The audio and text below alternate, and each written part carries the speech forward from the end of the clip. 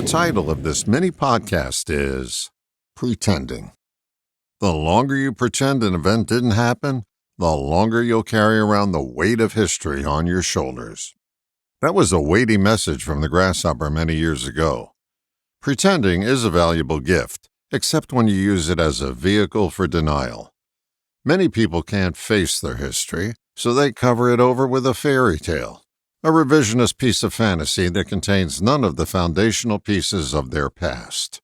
The thinking goes something like this: if I pretend it didn't happen, I'm not responsible for anything that has happened. This elaborate workaround is designed to take the burden of their past off their shoulders when in fact the opposite happens. They become laden with guilt in their reflective moments. This can lead to behaviors that are designed to smother their senses.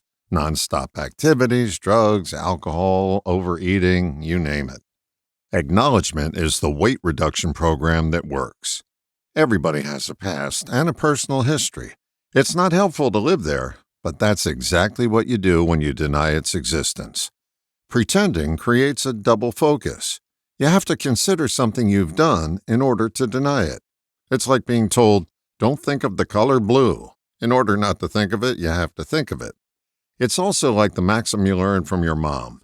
If you never lie, you'll never have to work at keeping your story straight. Many of us ignored Mom's advice and have paid the price of burdening ourselves with a heavy penalty of pretending. When you face your denial, a burden is lifted. Yes, it is quite painful to our self-image to admit to our pretending, but the lightness that follows acknowledgement is true freedom. You can't run away from your past because it always follows you.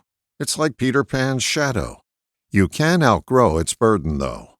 It begins by acknowledging your past, warts and all. Once you take that step, you lighten your load, and you don't have to lie about being you any longer. All the best, John.